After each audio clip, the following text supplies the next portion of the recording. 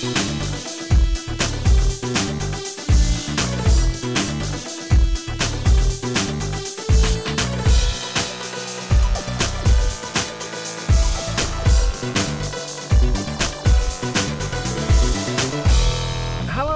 welcome to the Computer Game Show. My name, as ever, is Matt Murray, and I'm joined by James. How's it going, James? Hello, Matt. How are you? And oh no, wait, it's just me and you this week, actually. It is, yeah. I mean, last week it was tough because Dave and John. Well, Dave was ill, John couldn't make it, so we thankfully drafted in Leon and Dan from Cane and Rinse. Thank you once again, those two, for coming on last week. We knew that was going to be the case again this week, but we thought we'd just go rogue and just do a two-man show. We did, and it'll be fine. Yeah, we've done this before, obviously. On other things, we have a long history of doing a two-man show. Interface was incredibly successul, and I think the fan will be incredibly lucky to hear this episode tonight. So let's get straight into it. I guess in the week we went to the Games Media Brit List Awards. We did, and we didn't win. For those of you who haven't followed us on Twitter or Instagram, we didn't win. Adam Rosser from BBC Radio 5 Live won. Yeah, I mean, this was something that I mean, by the time of the end of the evening, you did mention it quite a lot of times that we hadn't won and who it was that had beaten us as well. It did seem to be playing on your mind quite a lot, Matt. I was angry. I don't mind saying it either. I mean, a lot of people might think, the better man won. I'm not so sure in this case. And also, most people are like, I'm not even bothered. It's a stupid awards. I am bothered. I would like to win an award. Who wouldn't? See, I was absolutely not expecting to get anywhere with it anyway. No, but... me too, definitely. I mean, if it wasn't going to be us, I mean, basically, we were fairly near the bottom of the pile anyway, but still. I think we were the bottom of the pile, but yeah. Yeah. I mean, so especially if you remember when they read out our names and everyone else got a cheers, and we got zero cheers. We got silence, which was nice. I'll put the audio for that in now. Adam Rosser at BBC 5 Live Game On. Cane and Rinse. Gareth Dutton, making games is fun. IGN. One life left. RPS Electronic Wireless Show. Staying in. Stefan Powell at BBC Newsbeat. The Computer Game Show. And the Video Gamer Podcast.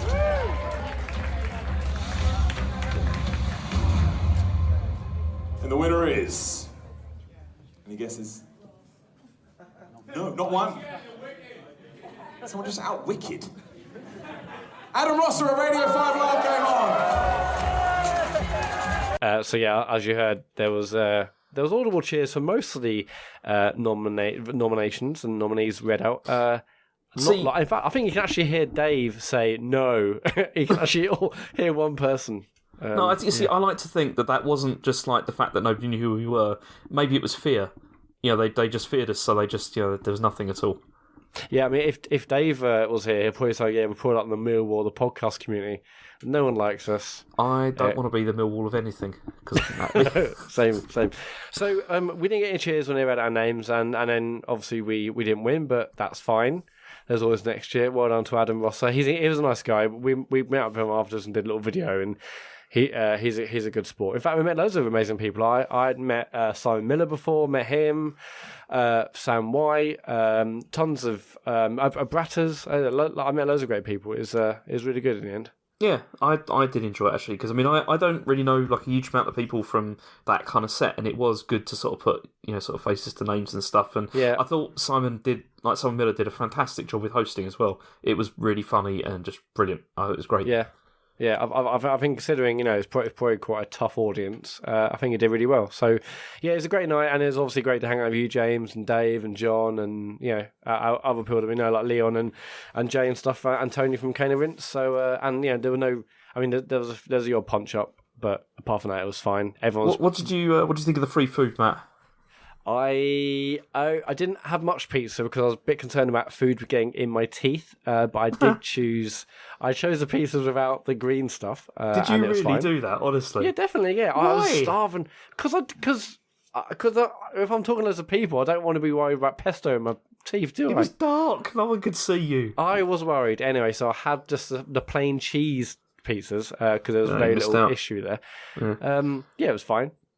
I mean, what about you? I mean, well, the food wasn't that great. I mean, to be honest, I had anticipated something a lot better, and I had eaten pretty much nothing during the day in anticipation of the free food. Oh, yeah, we get that. That can't be the reason you hadn't eaten much during the day. But because you're anticipating the spread to be that good at the gym. I was. I thought it was going to be good. It's like those tickets. I mean, the tickets weren't cheap, so you're thinking, a bit better than, poor quality pizza.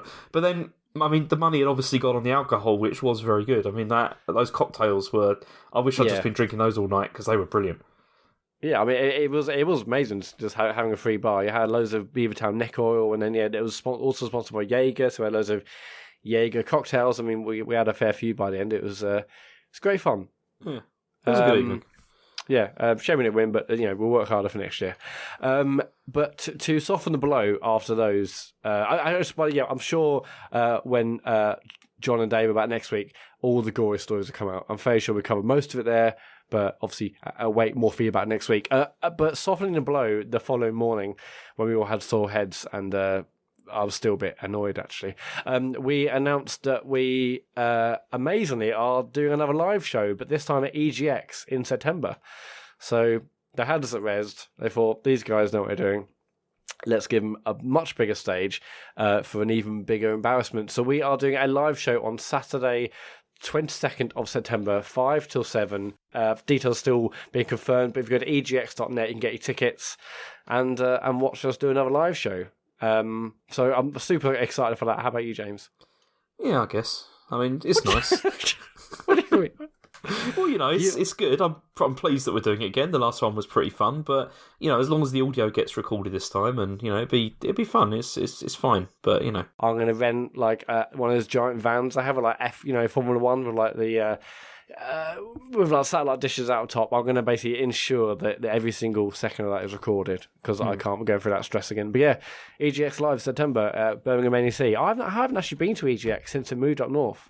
Well, I haven't either. I mean, the last one I went to was in London, and we did a show from there. Like, we did a podcast from there, but not like a live show from there, and that was good. But yeah, I'm looking forward to that. I've always loved going to EGX. It's always been great. Again, to meet up with listeners of whatever podcast we're doing at a time, but also meet up with the rest of our mates. So I'm really looking forward to going, and live show won't be nerve-wracking at all. That'd be fine. Should we go on to follow-up, James? Yeah, go on, let's hit the follow-up. What have we got this time? Yeah, I mean, there's a lot of follow-up, mostly around last week's pod. Thomas McInnes, I think that's how you pronounce the name. This week's pod, interesting, entertaining, but too civilised. For future absence cover, please ensure the requisite levels of threat, aggression, arguing, and moaning are maintained. Thank you. I think that probably starts this week, James, so... Yeah, well, I tried to maintain the moaning, but I felt... See, I wanted to start laying into Darren about Sea of Thieves, but then he said such nice things about it, and it was kind of touching. I was like, I can't bring myself to do it. So it was... it's too easy. And also, I wanted to just talk to him about the game, because I was interested in what the hell he thinks he's playing at. But no, I mean, it was very civilized, but I think that's fine. Although other people are less happy about that. For fuck's sake, I had this banging feedback. I'm pretty sure, Ryan, I don't want caviar on my Big Mac, I don't want news night during Big Brother, and I don't want cane and rinse in my TCGS. Okay, that's... Incredibly well put. Adam Reynolds, before we get to that, there's actually tons of feedback on the pod last week. Russ Rooster, 1 hour, 28 minutes, 55 seconds into the new computer game show, and only to hear J.K. Farley probably letting rip again. Now, okay, we have a lot of this every week. We've discussed this. But before you go to the phase hole, James, I'll play the audio now. A combat encounter where you're trying to, frantically load cannons and. I mean, that certainly sounds like what Russ is implying, but what's your defence, James? See, well, okay. First of all, we don't even know if it's anything to do with me. Like, we don't know that. Like, I've not been isolated in that audio, so we can't be for sure.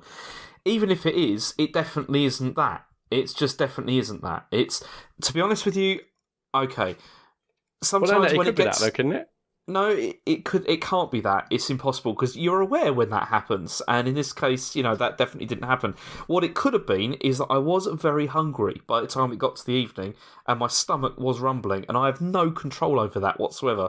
And it could have been that. But as I said, we haven't isolated me. We don't know for certain it was me. It could have been. I mean, it could have been one of those Kane and Rinse lot. It doesn't necessarily have to be me. No, I mean, I've got the power. I could go back and isolate the audio, but I won't do. It sounds to me like a creaky chair. It's fine, It sounds like a creaky chair, or you creaky ass. But who knows? I mean, just try and calm it down this week, James. Okay. It's nothing to do with me, but it's fine. Go on. It could be. Aaron Ashmore started playing the latest Computer Game Show podcast, heard that Dave and John went on it, and instantly turned it off. Sorry, James Farley. I mean, I think that's a bit. It's harsh, isn't it? It's a bit harsh. Oh, and National's back. Actually went back and listened to it. Matt Mo's in good form, actually. Much better when he's not in caricature mode. Yeah, I tried to dial it down, actually, Aaron. Thanks for the feedback. David Rush, delighted with the addition of a laughter track. It really helps signpost the funny bits. Now, James, obviously, for listeners who maybe aren't aware, I edited last week's show, so Dave, clearly forgiven me. I mean, I found it hilarious when Dave's like, "Oh yeah, no, you're not editing anymore, Matt. Worst case scenario, it'd be out a day late. If I wasn't editing right now, it'll be 2 weeks late. So it's true. So there. But James, I think you messaged me on last Wednesday when the pod came out saying, "What's this laugh track about?" Yeah, I'd forgotten about the whole laughter thing because I don't listen back to this anyway. And then I heard people complaining about it, so I had a listen. I was like, and I'd completely forgotten the whole laughter stuff that you'd done before. So that was my fault. I can't believe you're forgetting one of the big story arcs of recent weeks. Well, that wasn't a great one, was it? That was a Friday afternoon job, but I had to do something. Mark Fletcher liked it. I had to stop about a minute and 20 seconds into it. I was unable to see through tears of laughter. SMW, James opening the show says a lot about who's really number 2. I thought this was a very perceptive comment, actually, and pretty accurate. So he's implying you're number 2. Oh yeah, obviously. I mean, I've opened this week, so what now? I mean, SMW. I wondered why you requested doing that. I thought that might be the case, but I thought, no, it's all right. I'll just let him have it. That's fine. What? It's fair to share, isn't it? It's fine. Yeah, SMW, get back to me on who you think number 2 is now, given that I've just opened the show. Nick G, thanks for mentioning episode 100 of Kane and Rinse, Leon. The opening 5 minutes, Leon mentions Michael Fox spoiling the end of Heavy Rain, which led down to tracking the best of Joy-Pods so I can relive that moment. Amazing. What a stupid fucking egg. See, it's funny, right? Because I hadn't played Heavy Rain when all that went down, so I'd forgotten anyway what happened. But, I mean, it is incredible, the fact that Michael Fox wrote a review and revealed in the review who the killer was. That's unbelievable. So the article is called My Ethan, which even that makes me laugh. And opening paragraph, bang. there's the ending of Heavy Rain. That's just incredible. On launch day, was it on launch day? It was on launch day. Yeah, it's. I'm feeling like take it down. And that was when Joypod had a website, so I was like, just delete the post. Brilliant stuff. That was amazing. If Michael was on this show, so there's like me, you, Dave, and Michael, who would be getting the most grief? Would it be me or would it be Michael? It'd still definitely be Michael. Or you? I still think it'd be Michael. It's God, David, I'd feel Dave if it's me, you, and Michael on the same show. That'd be appalling, wouldn't it? Yeah. SMW, and this is another quite interesting piece of analysis by S&W is on forum this week. James about David is interesting. This week he claims there's no variable pricing on games. Then after a few seconds he works out that's not true and moves on. On a normal episode that would be at least a 2-episode argument. Well, you said the same thing, didn't you, James? I know, because it was really weird because there was so many times last week when I found myself having to finish sentences that I wasn't expecting to have to finish because you just get so used to being interrupted, heckled and shouted at by David that you just, I'm not used to having to finish sentences, and that's how that happened. And it happened about 2 or 3 times last week. I was like, how am I supposed to finish this? I haven't even finished this thought, to be honest. And it's then it was a mess. Yeah, there's so much freedom. It's quite relaxing, actually. Just you talk about what you want, you end when you want. There's no digging in. It's just it's a great. I mean, the listeners are probably hating it, but it's a great time for us. It's a lovely old time. It is really nice. But yeah, go on. Rusty Trombone, great to hear some real professionals on the show this week. A refreshing shame from the so-called main one, David Turners, and his pet poodle, John Denton. John angrily tweeting responses back on Twitter, so pray for Rusty Trombone, basically. Mm-hmm. Mick Stockton, great to see a new main one on the show this week. Love the reboot. Great new lineup that really reflects the zeitgeist. I found this one funny. MJL, absolutely fantastic episode last week. Great to hear the guest presenters knocking it out of the park. Who edited the laughter over Matt Murray? Because it was hilarious. I've called for collaboration before, and this episode proves more and more. I just got the impression when they heard that, they probably thought it was someone else who did it. And then when they probably worked out it was me who did it, they're like, Probably, I mean, they probably do hate you more now, Matt, after that, because you're trying to ingratiate yourself. It's not good. I know. Well, I've made a huge mistake. That's even follow-up, actually. We also got tons of other feedback, of course, and follow-up about us not winning the Games Media Brit List and also the EGX live show and Dark Souls streams here and there. But yeah, that was most of the new feedback. If you want to leave any more feedback on this episode and anything else we've done, I mean, I dare say there may be some feedback after this episode, but who knows? You can email thecomputergameshow@gmail.com or you can tweet us at ComputerGamePod on Twitter. James. You can.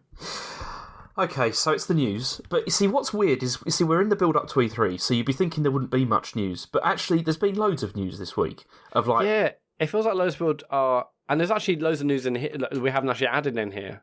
Yeah. It's just... boring stuff crazy. I didn't add, but yeah. And I see you've added some other stuff as well, which is I didn't think was interesting, so we'll get to that in a minute. I thought there was some big news here. Let's crack on.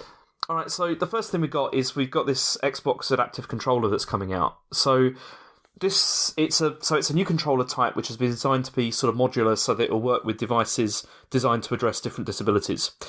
And so the reason for this is they said that the standard Xbox One controller has like 17 different button inputs, and then it's also got the analog sticks, and it requires a lot of dexterity.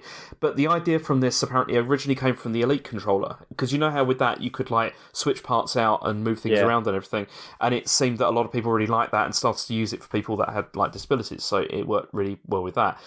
So Microsoft's have been working on this with other sort of partners and trying to figure out how to sort of put something together. I mean, they've already tweaked the Xbox like OS as well, so that there's other accessibility features like narrator, magnifier, and all that kind of stuff, and the Copilot things. So, and this apparently came from the Elite, but also from this adaptive controller that was developed through the internal hackathon that they had in 2016. So, oh, really? I mean, what's quite interesting about this? I mean, this is compatible with every Xbox One game as well. Like, it's like everything works with this, and it's one of those things where I know this is really obvious, and I know that everyone's probably already said this, but it is a really good development doing this, and I do think Microsoft should be commended for it because it is. It's just, it's a good idea, to be able to have more accessibility. But one of the nicest things, I mean, not only is this apparently considerably cheaper than any other ones that may already be on the market, they've also said that this isn't just a Microsoft thing. They actually said that they would happily work with third parties, I presume people like Sony and stuff, to get this to work on all platforms. It just uses sort of standard USB and 3.5mm jacks, so... Yeah, I can't remember an actual quote, but it feels like it's not about us. It's about everyone playing, and it's really interesting. Yeah, it's a brilliant idea, and the Copilot idea that I think that they brought out not so long ago was brilliant. Like the idea. So how does that work again? Well, it's where you can use a second controller can also control the game. So if you're playing with your kids or whatever, or somebody that's finding it like difficult to like use the controller or whatever, you can join in and give assistance, which is a great idea. I mean, I'll be honest, I've never used it because I don't have two pads, but if I did, I'd definitely be up for that. Yeah. But that's, I guess, similar to... Could you do it on Switch or Wii U? Or that feels like a... Oh, no, I'm thinking about the PlayStation thing where you can hand your controller off, can't you? What's that? But I think that's online only. Okay, no, I don't know about... Oh, yeah, there's that. No, I thought that was on Xbox. You did that through Mixer and stuff. I thought... No, I'm fairly sure there's like I'm fairly sure Sony announced something, and where you can like sort of share the controller but online, so someone else can like finish your game or do bits. I think that was Microsoft, but don't worry, someone will correct us. It's fine. Good, I look forward to that. But yeah, this looks fantastic, and Microsoft have done such a good thing here, and we're working with disability charities as well. I think I can't remember the name of the prominent UK one. But yeah, they've worked with tons of great charities, so yeah, they should be commended for this for sure. Okay, the next piece we got. Yeah, I'm just going to jump in. Speaking of the Elite controller, there is also a leak about a new Elite controller coming, and it looks pretty much the same thing, but I think they've changed some of the grips and stuff. But that's also rumored for E3 as well. Because this was yet another leak, wasn't it? Yes, well, it was a leak, controller. And then it was it seems like a lot of stuff is kind of getting leaked, and then they're just sort of feeling, okay, we better announce the whole thing now, and then there's no sort of like big fanfare. It's things. I don't know. I really wonder what we're going to see at E3 this year, because it just feels like we know everything. But although speaking of leaks, I mean, I think I heard on one of the podcasts this week about talking about Rage 2 and stuff, and I'm not sure if I heard it on the podcast or read it online, but I actually think this is great for Rage 2 that it got leaked and it's being announced now. Because if Rage 2 was just a 30-second clip or trailer in the middle of E3, you'd be like, well, no. Whereas now it's sort of, and it'd be lost in the sea of other E3 news. Right now it's sort of its own this early bit of E3 sort of news cycle, isn't it? It feels like to me. It feels like, okay, everyone's aware of Rage 2 because it's a big leak. And yeah, I think like that's probably done a lot better for it than just in the middle of a ton of other footage at a conference. Mm-hmm. Yeah, I think that's probably true.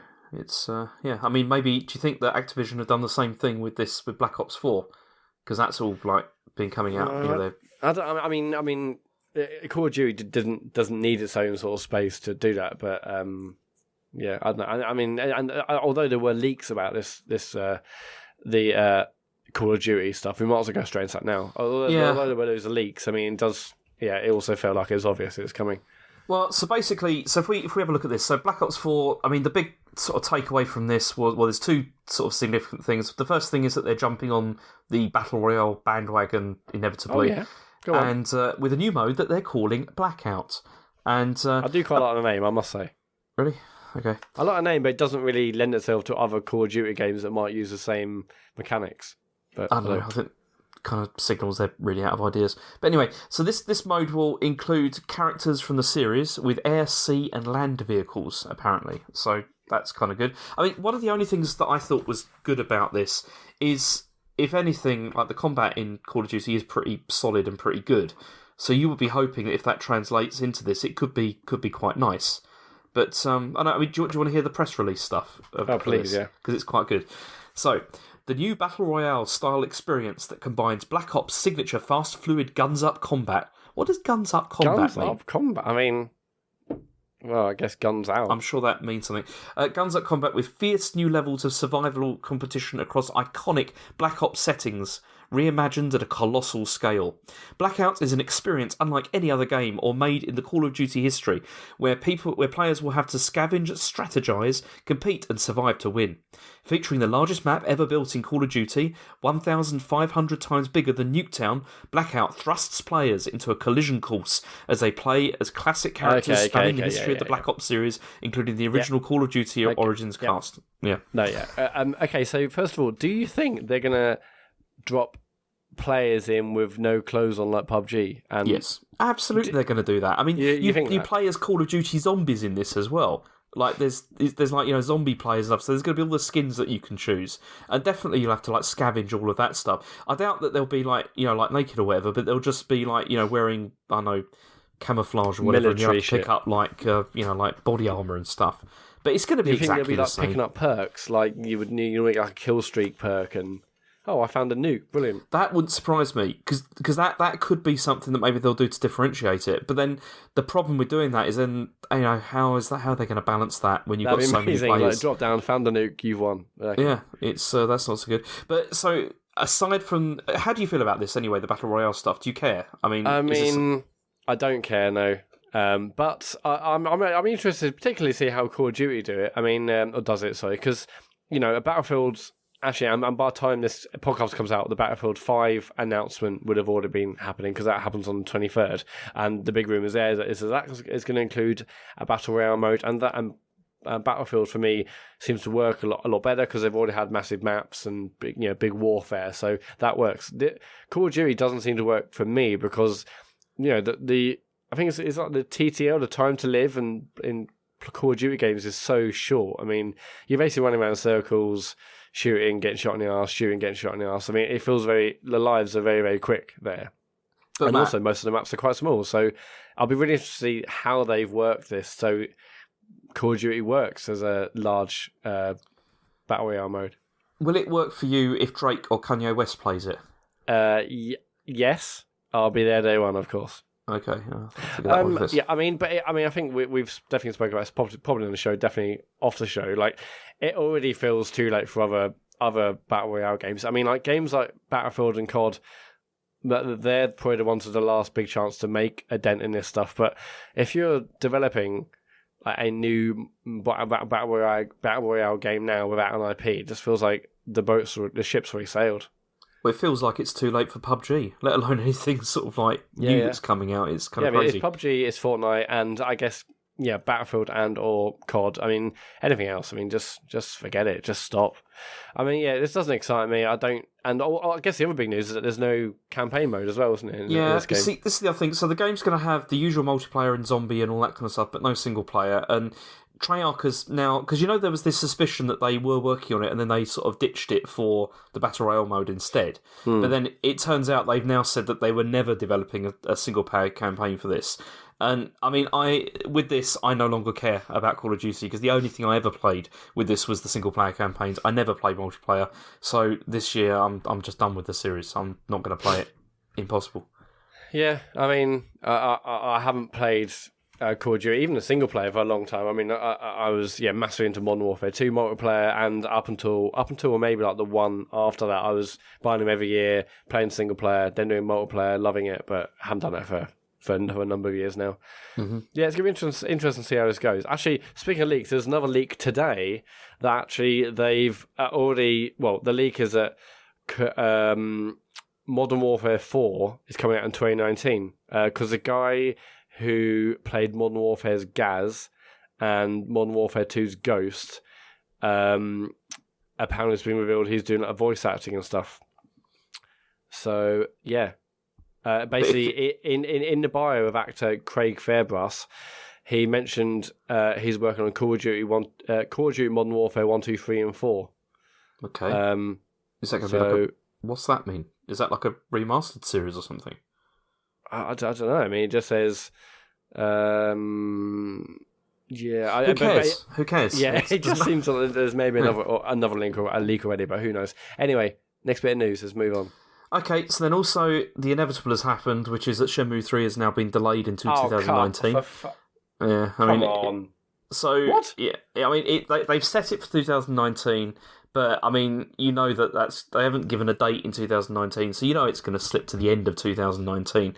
I mean this is the second delay since the 2015 reveal, and Yu Suzuki has said that it's just because they're getting more time to like polish it and make it more better. If you know what I mean. Is that a direct quote? That's the direct quote. They're going to make it more better. Better. If they're making it more better, I mean, all delays are good on it if they make games more better. I think that was the quote from Sakura Miyamoto back in the day. Yeah. I mean, it's weird that they said they got more time because at the time they didn't have enough money to make the game when it happened, on Kickstarter. So that's interesting. I mean, it's going to slip to 2020, isn't it? Oh, definitely. Yeah, it's or later. Or later, yeah. but I mean, generally, I would rather it was delayed than it was good or more better than it releasing early and being total dog shit. It's one of those things where anyway. I can really imagine this ending up in a kind of like, we're now aiming for a PlayStation 5 launch window is what we're going for with this game. Oh my god, this is going to be one of the first games that's going to straddle both generations. Yeah. It's like Xbox, even though PS4, it was still like a PS3 game. PS5 in 9K. Yeah. Yeah, that's not so good. I mean, it's a shame, but also, I mean, Jesus Christ, whatever. Just it's alright, we've got remakes of the first two coming, so that's fine. It's I've already pre-ordered that, so I'm looking forward to it. Ooh. But yeah, it's a deluxe edition. So when you get his iconic leather jacket, or no, that was with the Kickstarter thing where you had to put down a ton of money and you got like you got the leather jacket or dinner with Yu Suzuki. I mean, can you imagine how awkward that would be? It's I wonder if like people maybe did that, but I haven't actually cashed it in yet. And like this delays me announced. Okay, I want the dinner now. Now I want to arrange it now because I need to know what the fuck's happening. Brilliant. Okay, so the next bit we got is... So Sony this week are also... Well, they're not this week, but it'll be later in the year. They're shutting down physical Vita game production. So the game cards are going to be stopped. They're not going to be making any more of those. This basically means that developers are no longer going to ship like physical versions of their games in the format. I mean, the digital store's going to remain, but... I mean, to be honest, I still follow the Vita stuff a bit because I still use it from time to time, and new releases like just kind of dried up quite a while ago anyway. I mean, there still is stuff, but not very much. Yeah, even though it's still doing... Stardew Valley is coming, isn't it? Like, yeah, which is crazy. I mean, that's been promised for ages, but it's not getting the multiplayer mode either. So it's it's an older version of it. I mean, it's still doing pretty well in Japan, but I mean, as a format, it's pretty much kind of finished now, isn't it, really? Which is kind of a shame. When I had my Vita, and I really liked it for the few months I had it, when I went to sell it, basically I took it to CX to sell it, and the guy's like, okay, is there a cart in this machine? And I honestly didn't know where the cartridge slot was because I'd never even put a physical cart in it. Yeah. I was like, I think is it at the top? No, it's not a top because that's for the camera accessory. I was at the bottom. Yeah, I mean, but you know, the Vita always felt like the perfect sort of digital-only platform. So this is, I mean, who's actually bothered about this really? But well, I don't know. I mean, I think it's a shame because the Vita was a fantastic machine. I think it's just that it never really got what it should have had. You know, like in terms of game support, and also, I mean, there was just a couple of things that made it. Like, you know, very irritating. Like, you know, the fact that you didn't have like enough shoulder buttons, and majorly the back touch thing was absolutely ridiculous. Back touch. Who thought that was a good idea? It was an insane idea. But the actual machine was great. I mean, I still play it from time to time, and I use it for remote play a lot. Less so now, but now I use the Switch for a lot of stuff now because it's better. But there is still, I mean, the Vita still has a very good library of games. It's just a shame that it especially never really... if you've been on, say, PS Plus from very early on. I mean, I had hundreds of games, for mine, just the monthly stuff on PS Plus. And I know, obviously, they're stopping that in June, is it? Or yeah. But it's a shame. But the Vita's just been, the Vita's been killed off by Sony. It's over. Yeah. Okay, now we've got two here that Matt that you've put in, which you can talk about because I can't believe this wasn't at the top of the news. Oh, Microsoft has announced a new Halo game. Okay, next bit of news is it's for arcades. There's a new game called Halo Fireteam Raven. It's an arcade shooter for 4 players. It's built. When you say shooter, though, it's not like a first-person shooter kind of thing, is it? No, it looks basically like a light gun shooter. It's got those. It's got like a 4 turret-mounted machine guns on the front of the machine. A bit like, I think it's like a Terminator game that does that, and there's been those games, isn't there? Yeah. So this is it's called Fireteam Raven. It's set in the time frame of Halo Combat Evolved, and you play as one of Fireteam Raven, a group of ODSTs who land on the surface of Alpha Halo and fight alongside Master Chief and the rest of the UNSC against the Covenant and the Flood. I mean, it's interesting, isn't it? They're releasing a game for arcades. You could say it's interesting. I don't think it's particularly interesting. I just watched the video and it looks... it doesn't look that great, does it? I don't think. I mean, it's quite bizarre. I don't know why this exists. I mean, they can't be thinking... I mean, arcades are hardly like a sort of a growth sort of area. The stranger thing to that is that basically this is like an exclusive in a place called Dave and Buster's in the US. Now, I know we do have some US listeners, so they might have to challenge me here, but isn't that like have you heard of Dave and Buster's? Of course I haven't. Okay, of course you haven't. Okay. I'm fairly sure it's like a fast food place, whatever. Yeah, so it's exclusively in Dave and Buster's in the United States and Canada, but it will expand to more locations eventually. I mean, I don't know. I'm sure. I'm sure that patrons of Dave and Buster's will enjoy this game, but I don't really know why this exists. It looks, I don't know. I just don't think it looks that great. It's but anyway, I'm looking forward to it coming to consoles. Next bit of big news. Again, I can't believe this wasn't in your list, James. Again, because I don't care, and it's not that interesting. No Man's Sky is getting a huge update in July, and it's adding multiplayer. Now, this is multiplayer. It's adding multiplayer. No Man's Sky multiplayer. It's coming on July 24th. Now, this is a thing that loads of people like, when No Man's Sky eventually came out, and there's obviously the huge disappointment, people are like, we've had multiplayer, I'll probably play it. Now, James, were you one of those people that said, if it had multiplayer, you'd probably play it? I was not, no. I was one of the people that said, if it had an interesting, engaging story, I'd play it. And Okay, well, so are you not even interested in even giving it a go? Because I certainly am.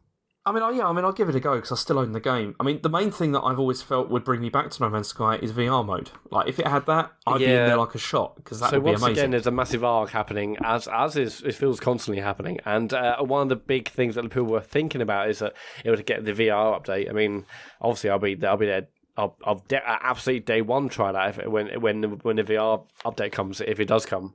But multiplayer experience. Basically, so what's happening is, there's this huge update coming. It's coming actually for the Xbox One launch. Obviously, it's also coming to PS4.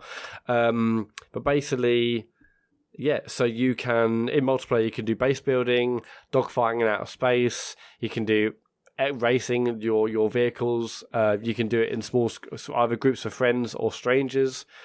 You can basically work together to survive or to roam around or, grief, I guess, other players. But it's a free update. It comes out on PS4, Xbox, and PC, July 24th. I mean, I can't wait to see what this is like. Cannot wait. I know no one else is really bothered, but I think they're finally sort of delivering on some of the big promises that people wanted or hoped that this game would do. And I can't wait to see what happens. But the core game is not... It's okay, but it's not like amazing or anything. No, but it might be more fun with more people. I mean, it might not be. I just think it's nice, and I'm looking forward to seeing it. Okay, this is why I didn't put this in the news, because I just don't think it's that interesting. But I think people are happy it's in the news. Next bit of news, James. Okay, so the last piece we got is that Resident Evil 7 is coming to the Switch. But there's a bunch of caveats with this. It's in Japan, and it's as a streaming game. This is crazy. Yeah. So it's a special version of Resident Evil 7. Apparently it runs, in inverted commas, in the cloud. And so basically this means it's like PS Now, like as in you sort of dial in or whatever and then you can play it through that. It's Japan only, and it's also, you don't buy it, you rent it, like for the period of time you're playing it. So it's free for the first 15 minutes, then you get 180 days of play for around £13. And there's no plans to release this outside, but it is a weird development, this, because maybe we're going to see more stuff like this, because if the Switch isn't powerful enough to run some of this kind of things, maybe they're going to start just streaming it to people. I mean, is this like part of Capcom's like strategy to start streaming games to platforms instead? It's very strange. It's pretty crazy. I mean, I can't wait to see what people's impressions are. Obviously, it's not going to come out over in the West, but yeah, I mean, if you've got good internet and this all works, this is insane. £13 for 180 days of play. I mean, it's weird though, isn't it? Because it's like the main selling point of the Switch. Well, the main selling point of the Switch is you can take it and play it anywhere. With this, it's like you can take it and play anywhere as long as you've got a Wi-Fi connection that's fast enough to be able to stream the games. Yeah, well, you might have a tether 4G, who knows? Yeah, so this actually comes out on Thursday. So yeah, I can't wait to see the first sort of reports in Japan about how it works.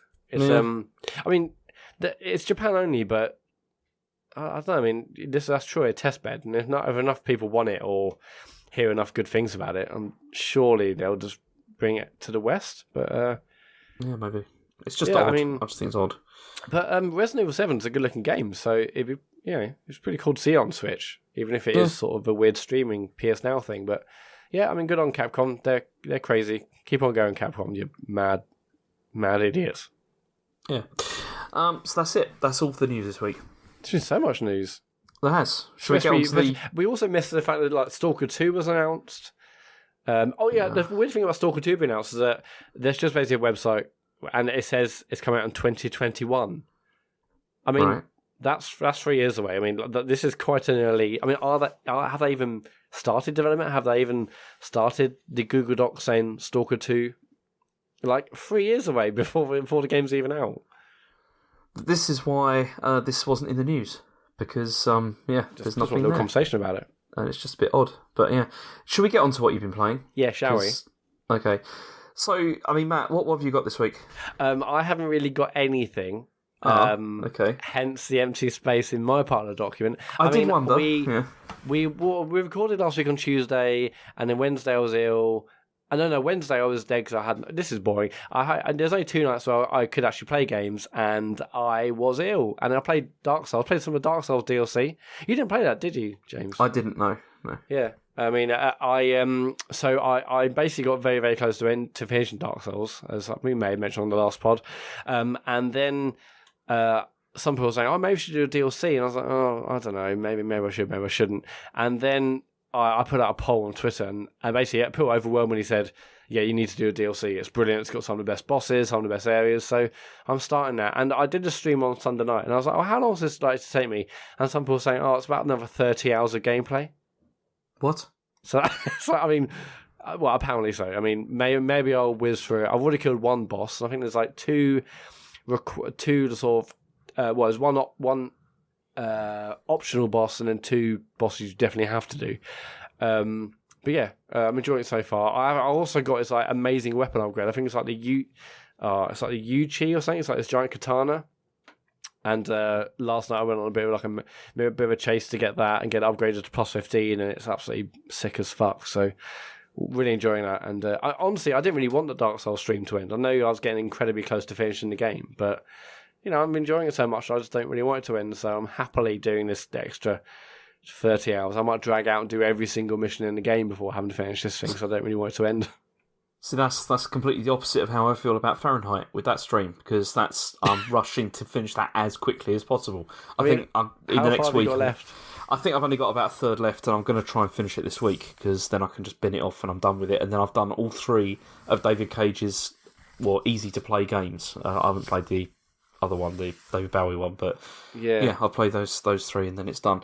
Because I mean, Detroit's out quite soon, but I'm probably not going to play it for a while. It's not today. When is it out? I don't know. Is it the 22nd or something like that? Either way, it's out soon, but I'm not likely to play it because I didn't feel like I could play it for review, because I just thought I'm going to be objective about it, as objective as possible. But also, there's a certain style to my reviews, and I don't think that maybe it'll go down that well.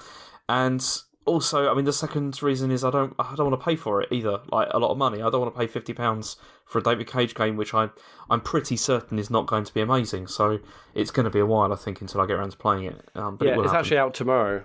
Okay. So yesterday, if you're listening to the show on the day it comes out. Yeah, I do really want to play that, but I'm not buying any more games until I get God of War finished. Yeah. It's a piss take. But yeah, I can't wait to see what the reviews are like. I cannot wait to see. God, imagine if it's like a proper 10 out of 10. I would love that, to see people eat their words. Mm-hmm. I don't think that's going to happen, but obviously you're not allowed to make any guesses. But to see Reset Era just up in flames. Yeah. Yeah. So that's really all we've been playing. That's amazing, Matt. You could have played something. You've not played anything on your phone or anything at all. Not Fortnite. Apart from that. I've been ill or working or sleeping. I mean, I did reinstall. Actually, it wasn't actually uninstalled. I did reinstall Fire Emblem Heroes. I'm not talking about that. No, but I've been ill and or sleeping and or playing Dark Souls. So no, nothing much for me. But you've been playing a fair bit, haven't you? Man, I put in a lot of effort this weekend. I wrote 3 reviews, and it's like I've done tons of stuff, and stuff that wasn't even good. I've had to play. Nice for and you. What games did you review then? Well, I've reviewed Raging Justice, which I talked about last week, which is not a very good game. I played that with you, didn't I, a bit around Dave's? Yeah, what did you think of it, Matt? I think it looked awful, and it wasn't even fun to play. I mean, what did you give it review-wise, or was that a spoiler? It got a 5. It's okay. Yeah, the review might be up by now. The graphics are weird. So Raging Justice is basically sort of like a Streets of Rage style game. No, it's not. Go on. You were quite adamant of saying that when I saw you, but why is it not? Because it looks like it from someone who doesn't know shit. It doesn't look like a Streets of Rage game at all. It does, it's pixelated and it's like side-scrolling and you're like men punching people. The only thing they've got in common is that it's a side-scrolling brawler. That's the only thing it's got in common. Yeah, but visually, it looks nothing like it. Visually, it looks nothing like it. The visual style of the game, the control system is nothing like it. It's really basic, really simplistic. Soundtrack terrible. It's nothing like Streets of Rage. Just don't get me with that, because it sounds like you're defending it quite a lot. I mean, to me, from an outsider, it looks like a Streets of Rage style game. No, it's not. But Matt, you have not played a Streets of Rage game, which we're going to remedy soon, and then you will understand that there is a massive gulfing difference between the two games. I mean, it's like saying that like Busby the Bobcat is pretty much exactly the same as Mario Odyssey. It's like it's insane, to say that. It doesn't make any sense. It's very possible. I mean, so yeah, graphically, this game is strange because the actual characters look a bit like it's like Rise of the Robots or like that. I should have said Rise of the Robots in my review. I didn't. Instead, I highlighted Pit Fighter, Clay Fighter, and Mortal Kombat because that's what it looked like. Because it's like they're all good references. I mean, they're not Rise of the Robots, but no, but it's that same sort of like digitized style with like the poor animation quality and that kind of thing. It's it doesn't look good. But I played that with you briefly. That's probably the game I played most this week. That wasn't good. So the other stuff I played is I played Moss on PSVR. Oh yeah, awesome. Yeah. So what do you think? Well, you see, I've got some things about this because you asked me because I told you I'd finished it and then you were like, "Did you like it? Yes or no?" And like, no more detail. Don't tell me any more detail. Well, the answer to that is yes, I did like it. Brilliant. But okay, there are a bunch of caveats. There's like a whole things. Well, no, because the thing is, to me, this game felt like a tech demo. Like it really felt like a sort of a tech demo. I mean, well, it's really short as well. It felt like a sort of a proof of concept sort of thing, like a demo. Like they were just going to show you this is the first, like, do you remember like the shareware era where they would like give you out like the first chapter and then you'd have to pay for the rest. It felt like that. Like when it came to the end of the game, I thought this can't be the end because they're just it's just starting to become interesting, and then now suddenly they've got rid of it. But there was a couple of things I didn't like about it. I didn't like just wait on. I mean, 4.5 hours. I think that it's not 4.5 hours. No, nowhere near. It's nowhere near 4.5 hours. I finished it in about 2 hours or so. Bollocks. Seriously. On if you go to like howlongtobeat.com, it's like 4.5 to 6.5. You'd no way to do it in 2.5 hours, James. Bullshit. Seriously, I played it like last night, and I played it the day before. I played it for about 20 minutes, and then last night I played it for about an hour and a half or so, and I was done with it. I was finished. It's not a difficult game. It's really quick to skip through it. It doesn't take long. 2 hours. I don't think you did in 2 hours, but okay. I wish I could time it, but it was very short. I don't believe you did in 2 hours, but because I was hardly like getting stuck, but whatever. Okay, so you like the game. You think it's a tech demo, but yeah, I mean, there's a couple of things I didn't like. I didn't like the sort of the fantasy storytelling, like sort of styling of that. It felt too much. Like the whole sort of like. The storytelling method they used. I didn't like that very much. You didn't like the voiceover, tone of pages to read in the book. I didn't like the voiceover. The voiceover I found irritating. Yes, I read other reviews that said that, but I didn't mind it so much. It was fine. But it's also, I mean, that was the thing, because it was the cutscenes in particular that I found tiresome, because it was like, there were so many times when there were cutscenes where I was just thinking, I'd rather be playing what they're describing than listening to them talking about it with a boring voice. I didn't like that very much. Okay, right. Well, they didn't really offend me, but yeah, okay. But then, I mean, the other thing with it, oh man, this is a takedown of this game now. This is becoming, which is not my intention, but it's like, see, the other thing I felt about it was for the first half of the game, I couldn't really see why it needed to be on PSVR either. Like it really felt like it could have just been on like TV. It would have been absolutely fine, but then it started to make more sense after about the halfway mark, and I discovered, because like some of the puzzles become much more involved and more sort of like complicated to figure out, and then you realise, I mean, I was stupid with this, but you realise you can stand up, you can kind of like walk around and look at the like the level like as you're there. I mean, because I don't think we explained last week, but I mean this game takes place from like a sort of a bird's eye view where. The mouse that you're controlling, Quill, is like you see a sort of like in forests and stuff, from a sort of a bird's eye perspective. So you can really like look around corners, like in PSVR, which is really cool. And it was you get such a good sense of like, I mean, as you always do with VR games, but this sort of sense of like place and of like the scale of everything was pretty cool. But that was when I was starting to really enjoy it, was when they started to make it feel like, actually, I do need to sort of examine this level so I can try and figure out what I need to do. Especially if you're going to collect like the scroll things, and I think there's like another collectible, wasn't it? But yeah, if you're trying to get those, like I was looking around every level, really standing up, put my head inside the level, to see if there's anything around the corner. I thought that stuff was all really well done. But yeah, I do agree that, I mean, and actually, arguably, you could probably get away with doing even that without VR. You could probably hold down a trigger, move a stick and stuff. But I think it worked well in VR. I think it worked well. It's just, as I said, it was only towards the end that I began to feel like they were playing with something interesting with this. Whereas apart from that, it was. It could have just been on TV. It really could have been like the earlier stuff anyway. But how did you feel about the combat? Because I thought it was all right, but I just thought it was adequate. I mean, it was super basic. It was quite.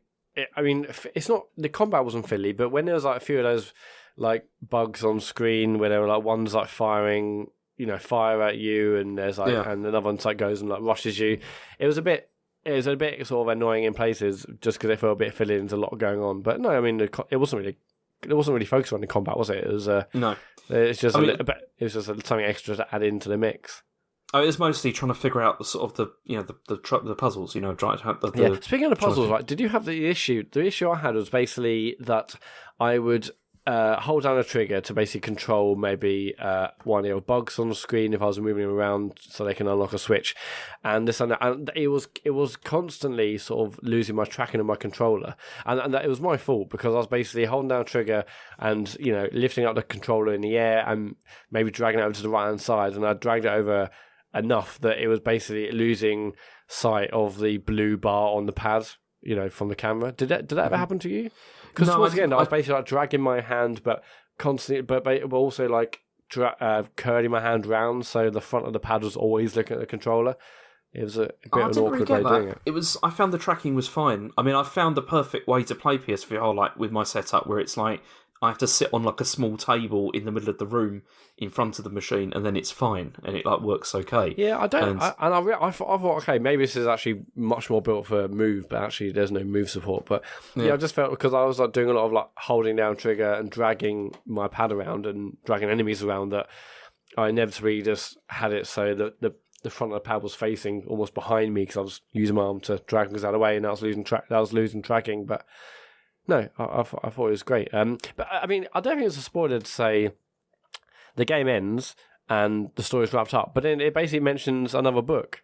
Well, it's not. The story isn't wrapped up at all. It's that's the whole point. It's I thought it was strange. I mean, it really. I mean, obviously, it just says this is the end of book 1, which is going to indicate that there's going to be a book 2, or hopefully there is, depending on how well this sold. But it's. I mean, it really needs. It needs a massively expanded sequel with much more of the VR stuff made use of, because that's when it started to become really interesting, and it started to become something which was you really couldn't do this unless it was in VR, but the early stuff not so much, but it was good. I tell you what I did like though was when you're sitting in that sort of the massive building reading the book, the church. And it's there's a fantastic sense of scale there. I mean, at the end of the game when you're just sort of standing there.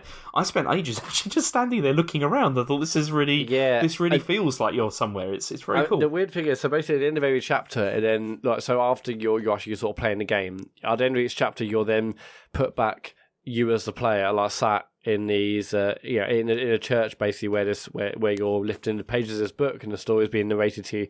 And every time you go back to the church, it feels like it's a different time of day.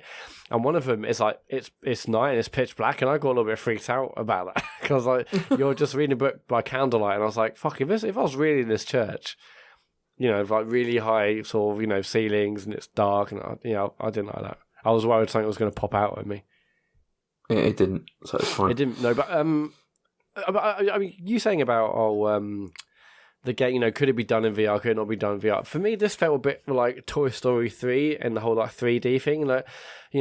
Avatar, the film, came out in 3D and it was really brash in your face. And then by the time Toy Story 3 came out, it was a really subtle use of 3D, and it worked really, really well. It wasn't smashing over the head of it. It was just it gave more sort of density to Woody and the other and Buzz and stuff in Toy Story 3, and I thought this feels a bit the same for VR. This probably could be done without VR, but what it uses of VR is much more subtle, much more refined and elegant use of VR than just hey, things are going in your face the whole time. That's true to a degree, but then also in some ways when I was playing it, I kept on thinking I wish I was playing this in 4K on my TV because it would look a lot nicer and wouldn't look so sort of blurry as it does in VR. I do think this is one of the better looking PSVR games. I think the grainy textures and blurriness that normally might be very obvious and potentially a bit annoying didn't seem to have an issue. That was the big problem I had with Skyrim. When I played that in VR, that was the problem I had with that, because there was so much sort of graininess and blurriness that it made me feel really sick, and I couldn't stick with it. Have you got it digitally or physically? For what? Which one? Skyrim. I haven't got it anymore. I sold it. Oh, it was a physical copy. I do want to play that. Did you play Batman in the end? No, I didn't. I'm intending to, but I didn't get around to it. Yeah, I can't wait to see what you think about that.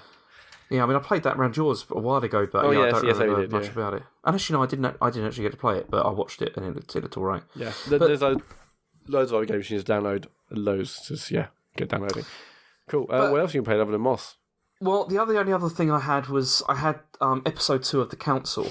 You probably don't remember. Do you remember talking about this? Yeah, I remember. Yeah. What was it about?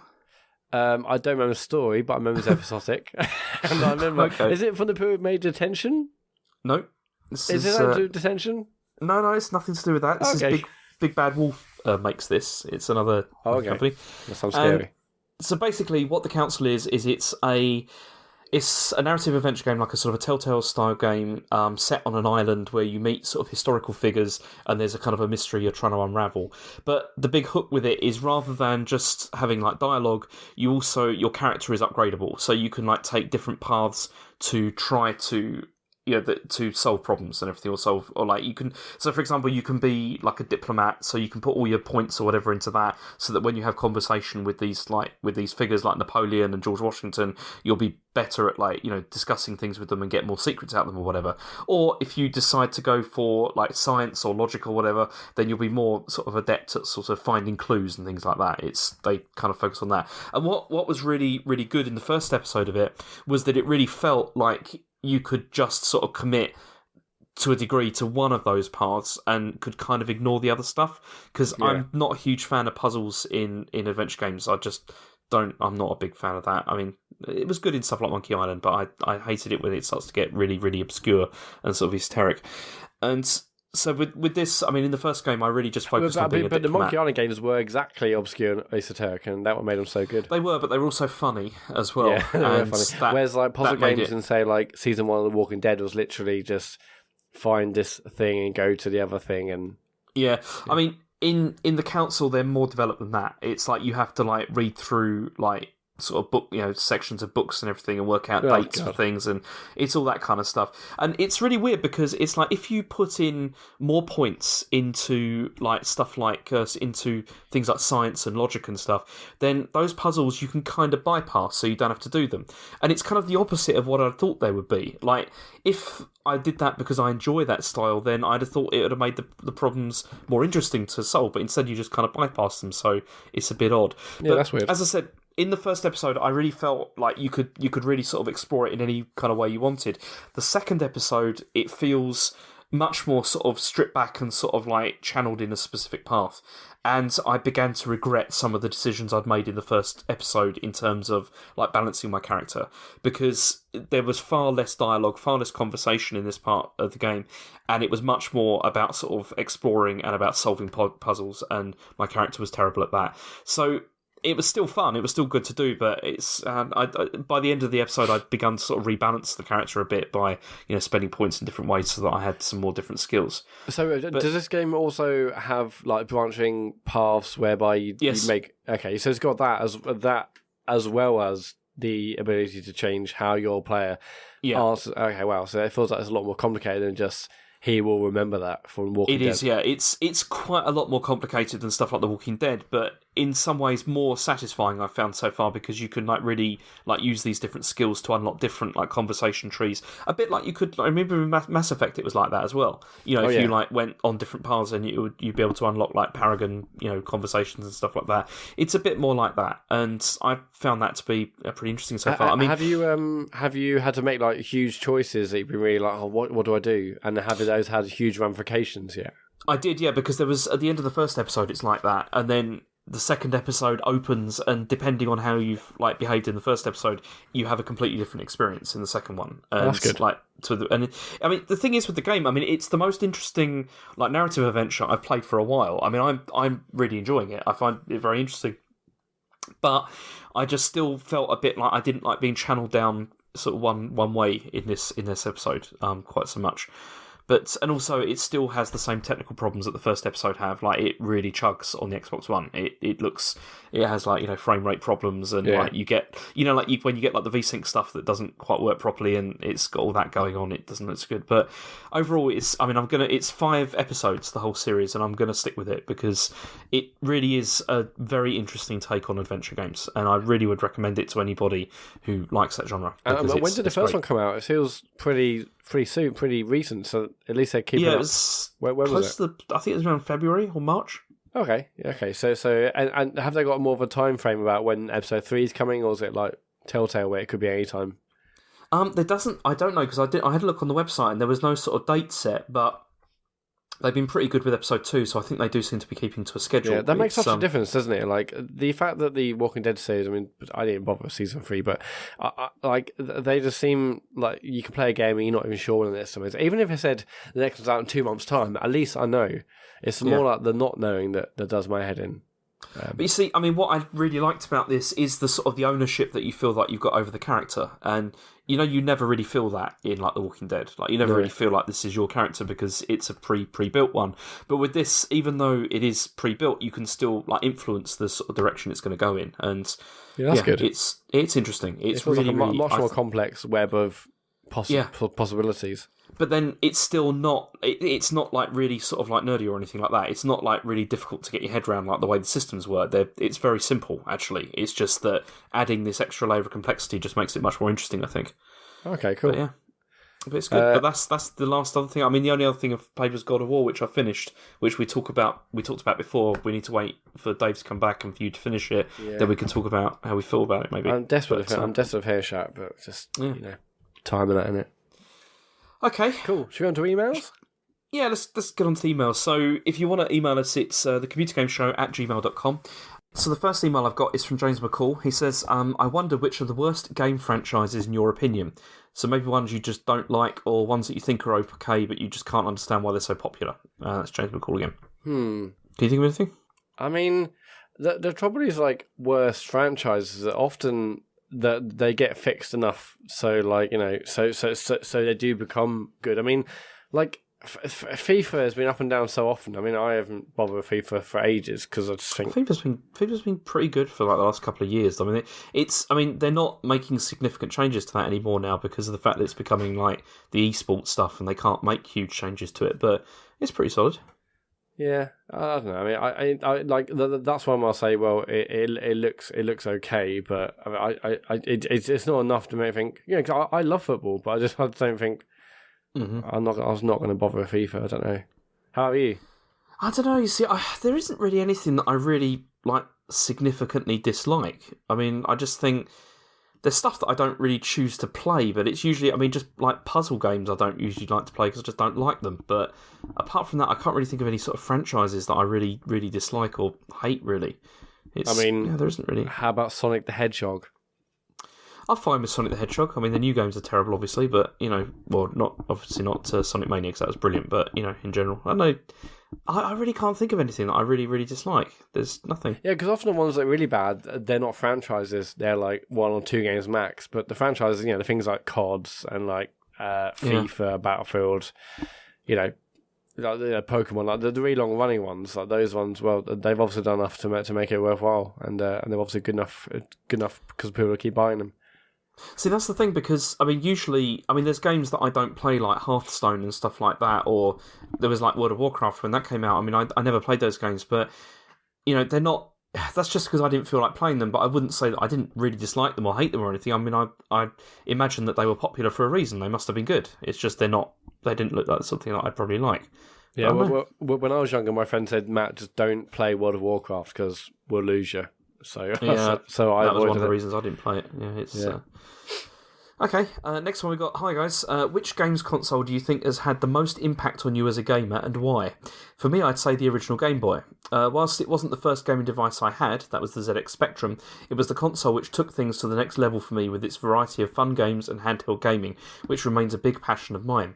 It's not the best machine I've ever owned, and it doesn't have the best games, but it certainly has the most impact, and that's Haze Red Mist. Yeah, the original game was a big one. I mean, I didn't have one, but my friend Aaron Knight did at Scott. Aaron, if you're listening, hello. And so what I used to do is I used to basically give him my lunch and or my watch so I could play his Game Boy at lunch. What did he do with your watch?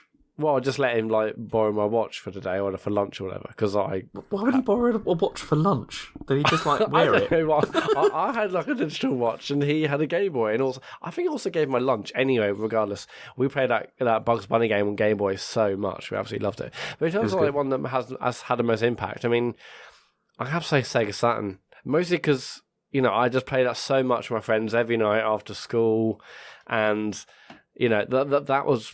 I mean, I guess I was reading magazines from early doors, but because I remember reading Sega Saturn, a Sega magazine, and that was when they announced when Sonic 3 came out. So it wasn't it was my first time gamer magazines really got me. But I remember Sega Saturn magazine was one of the big early ones, and I love the magazine, love the writers, and made me love the games and the console even more. I mean, obviously that console was not the best one ever, and didn't have the best ever gamers. But in terms of the amount of playtime that machine got with me and my mates, and all the games, all the things we enjoyed on it, has to be the Sega Saturn. Yeah, you see, for me, it's a tricky one because again, the Game Boy was something that I coveted for such a long time, and eventually got when I was about how old was I? I think I was about 11 or 12 when I got that, and I used it just constantly. I absolutely loved it. But also the first console I had, the Master System, was another thing which had a big impact to me because that was what really got me into gaming in like a. Do you have the Master System 1 or 2? I had the 2. I had the 2, version 2. It was. I mean, it wasn't as good. The sound chips were not as good as in the original one, apparently. But it was still. I still really, really loved it. I've still got it. It's somewhere in the loft, I think. Yeah, I really want to get it. I want to get another one because there's a game I loved called Putt and Putter. I've definitely mentioned this on the pod before. Me and my sister played it all the time. It's basically a mix between Crazy Golf and Pinball. Oh god, Putt and Putter. That's one of the all-time Master System games for me. Mm-hmm. Anyway, sorry, Master System. Is that the one? The only other one would probably be the Mega Drive. Mega Drive / Genesis or whatever. Because that was the one that I got when I was kind of like teenager, and that was the thing I played with my friends all the time. We used to come home from school, play it together all the time, and it was. I just remember the first time I saw Sonic the Hedgehog running on it, and I was just completely blown away because I'd been playing it on the Master System, and it was just suddenly it's like, wow, how good does that look? Yeah, and 16-bit graphics. Yeah, yeah, and it was. I remember just begging my parents to let me buy one, and it was. It had a big impact because a lot of the games that I still like to this day are still. Yeah, they're sort of their roots in Genesis games. It's like Raging Justice. Games. Yeah. Shut up. Anyway, so that's that. Next question. So with this, with this erotic games on Steam issue news making the rounds, it didn't make James's round, but it didn't know because it's not interesting. Well, obviously it's interesting. But no, it's not. Are they going to be banned or not? Who can tell? I was just wondering, what's the most embarrassing game you've ever played? I was caught by the wife a few years back playing one of those desktop dress-up flash games. I explained it was research, but in actual fact, I wanted to see what Chun-Li would look like in a shell suit. So that's from Anonymous, who wants to remain anonymous I'm not because surprised. They were concerned about certain things. Embarrassing games. I mean, I do remember playing Heavy Rain and the sex scene, and I think I might move. I think I might move Jill at that point, or maybe someone else. And yeah, it's like they should always used to come in when I was doing something embarrassing in that game. I was like, for fuck's sake! But there was a lot of embarrassing stuff in that game. To be fair, it was. Yeah. It was a super embarrassing game. I can't actually say if I've played an erotic game. I mean, that sounds right up my street, but really. Okay, I think Dead or Alive Beach Volleyball. Oh, Jesus Christ, yeah. I mean, that wasn't good. If I was you, definitely that one.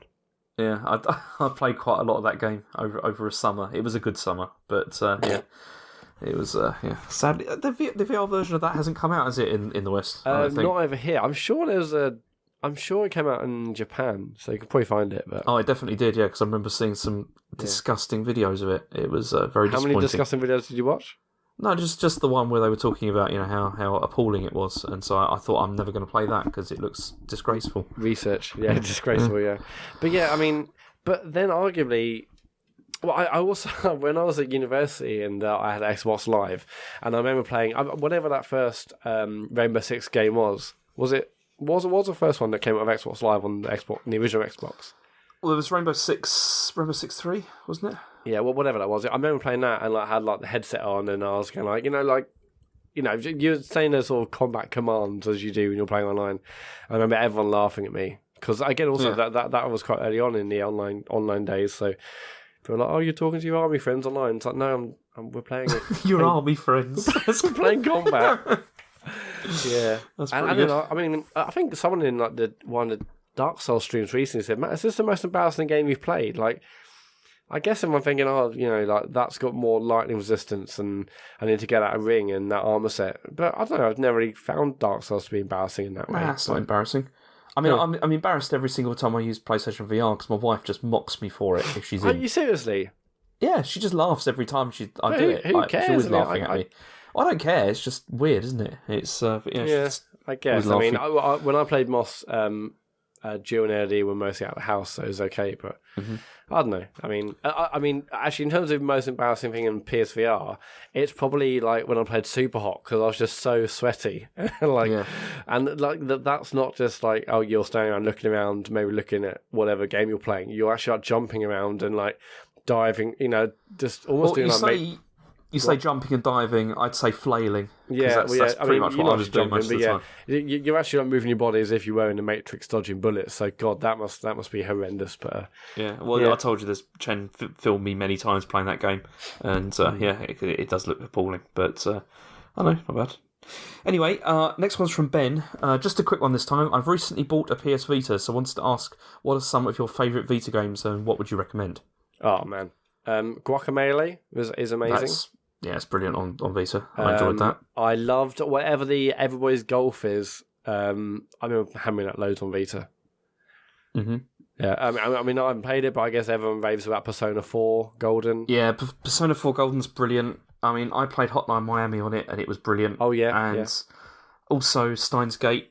I mean, I talked about that a few weeks ago, but that's a great game on Vita.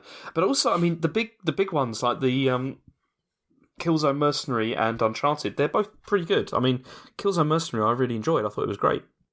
Oh, I also Tearaway. I only played a little bit of that, but everyone raves about that game. Mm-hmm. I mean, there are so many. And again, like I said earlier, if you've had PS Plus for a while, you've probably got hundreds of games in your library. Mm-hmm. I wonder, like, are sales for Vita games on PlayStation Store even that prevalent anymore? I don't know. I mean, they still have, like sort of discount sales and everything for them. Yeah, I mean, maybe. There's like Gravity Rush, that's brilliant. There's I mean, there is a lot of stuff on there. It's just that there's a lot of stuff which is also cross-platform. So it's like if you want to play it, you can play it on PS3, PS4, yeah, because I played Vita, like a fair bit of Fez as well on the Vita. Yeah. There's so much. I still think the Vita is such an underrated console. I absolutely love mine for like a year or whatever I've had it. Okay, next one. This is the last email. This is from Adam, second Trent. Okay, so we got a bit of feedback first. Matt, I feel as you do about E3, it's like gaming Christmas. How on earth are you actually going to refrain from peeking at news? How are you going to do it? How? Well, I mean, luckily I'm going away on holiday that week, so that's going to... And yeah, the thing about we're going away on holiday with me and my wife and daughter, and also another family. So, in the daytime we'll be doing, I'll try not to be rude, talking to them, so I won't be on the phone anyway. And in the evening, we're putting the kids down and then having our drinks and food and stuff in the evening. So, basically, the hardest bit is actually be going to the toilet, because that's when I will be like, there will be just me and the phone. But I'm just very, very lucky in going away that week. You're going to have to do what I did. You're going to have to turn off all your notifications, all that kind of stuff. Yeah, I'm just going to give Jill my phone, because I'll have it on like airplane, do not disturb mode or airplane mode on my watch. Yeah, I'll turn all the notifications off. But I'm just luckily going away on holiday that week. I mean, I'm sort of dreading it, but also, I mean, E3 this year just feels like such a weird one. We've had so many leaks. It's just, I don't know. I really want it to be a good E3, because it'd be funny because I'm missing it, and also just because I love E3. So if it's a shit, and if it's a shit of a year, that'd just be gutting, really. And I've heard of other podcasts saying this feels a bit like a reloading year. Yeah. But I don't know. I mean, I hope it's a good one, but we've had so many leaks already, and so early on as well. We're so far. Well, I think like 3 weeks. Was it 3 weeks out from E3? And we've already had tons of leaks, and then companies have to make announcements because the leaks already happened. So I don't know. I'll be fine. I think it'll be fun. I've never actually had to do this before. I've always just watched it. So, yeah. I know what's going to happen. You're going to be like, oh, I'm just going to have a sneaky game of like Fortnite on there. You'll load that up and it will have like an ad saying like, play Fortnite on PS5. Come in. Like, oh God. Yeah, that would be insane. Yeah, but yeah, basically, like, no Twitter, no Instagram, like no Facebook, and I don't really do it anyway. But yeah, no nothing because you can't even go on the internet. You can't even go on the BBC website, can you? So no, you can't. Literally, just no internet for a week. So that's gonna be crazy enough in itself. But I was fortunate because I was away. I mean, I was in Hong Kong when all this happened, so I didn't read the news and stuff during that time anyway, so it was fine. But I still had to switch off all like the like notifications and stuff because things come through if you're not careful. I mean, I'm hoping it's a good year, but if it's a shit year, then I chose wisely. And next year, oh mama, we're missing next year.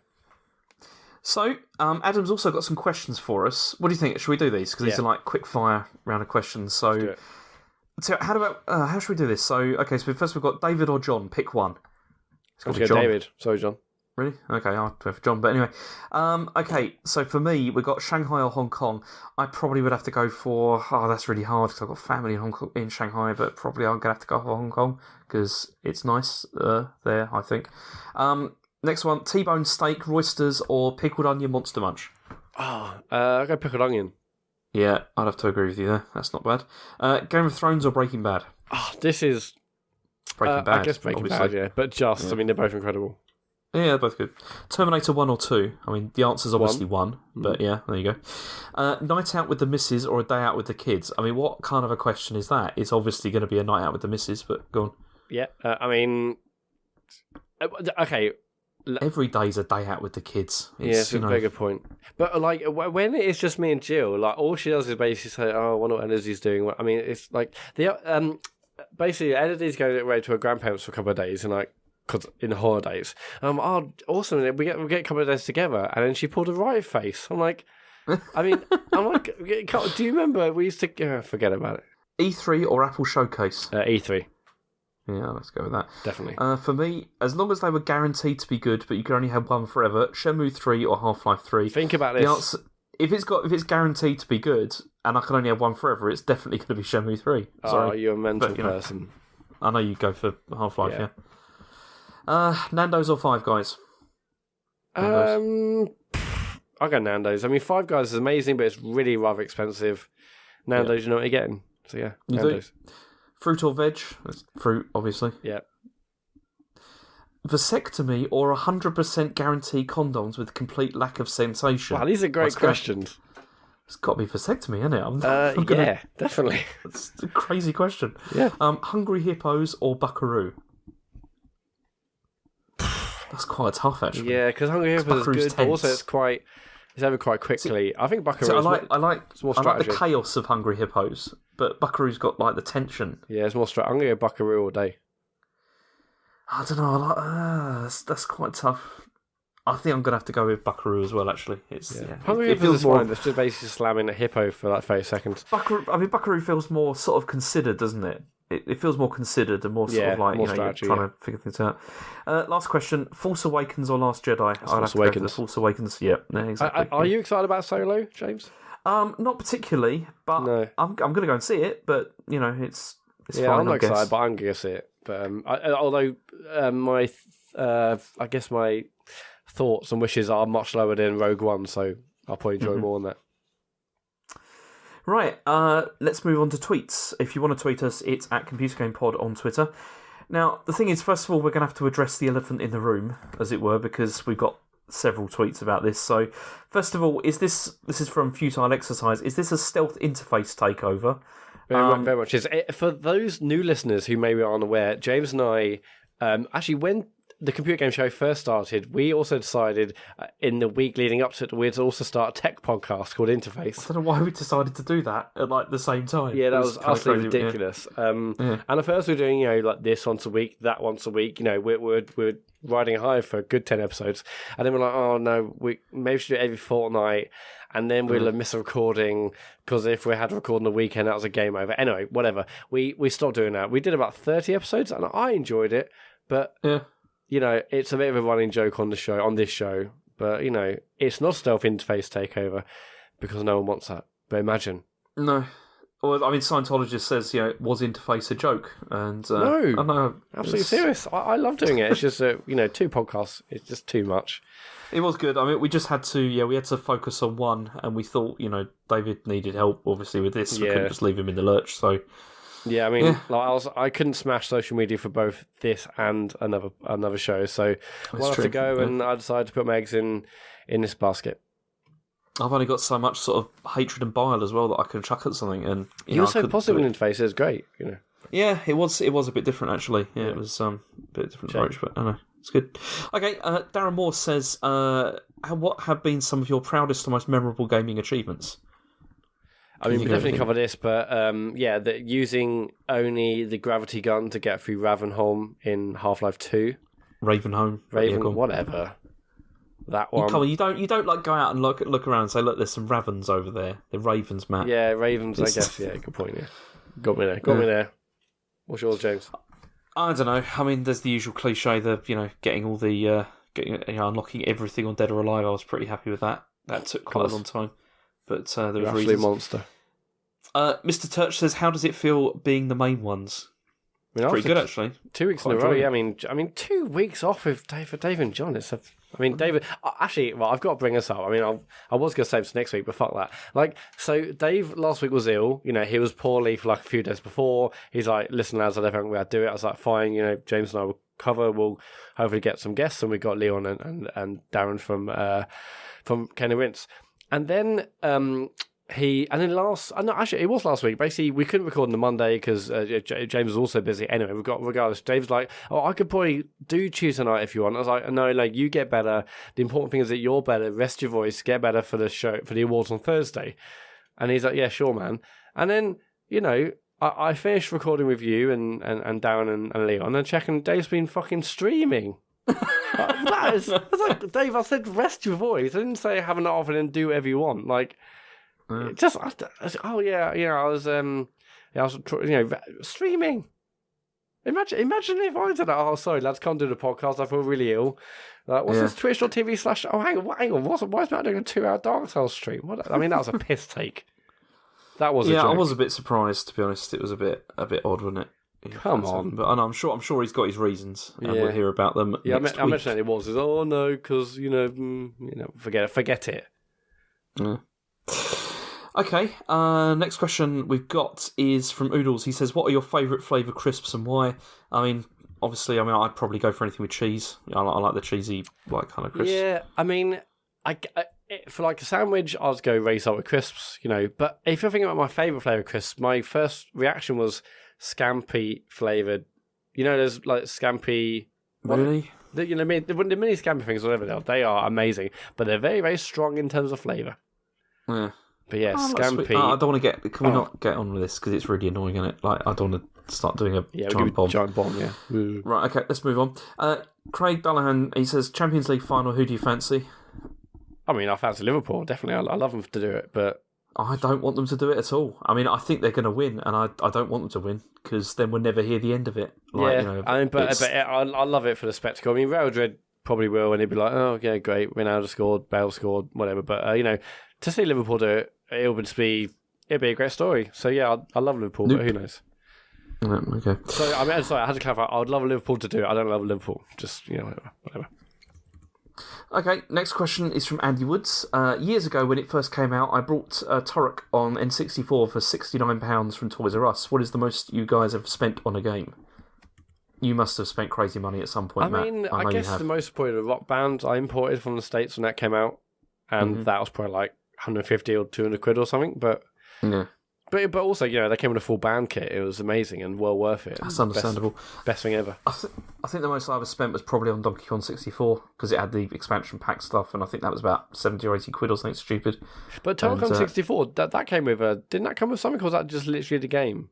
No, Donkey Kong. Yeah, Donkey Kong 64. No, I got that. But this Turok example that Andy Woods has tweeted in, it did not. No, it didn't come with anything just special. A game. Jesus, it's a terrible game as well. It's not even a good one. It's yeah. I remember there being a lot of fog. But yeah, I know. I mean, I think one of my other regrets was I remember just after I had my first job when I worked in the co-op, I got paid like more money than I'd ever had in my life, and it was brilliant. And I remember going out and buying a 3DFX like Voodoo 3. Wow. And just before the 3DFX went bust and disappeared, and then so I had this like quite expensive card that didn't have drivers for it.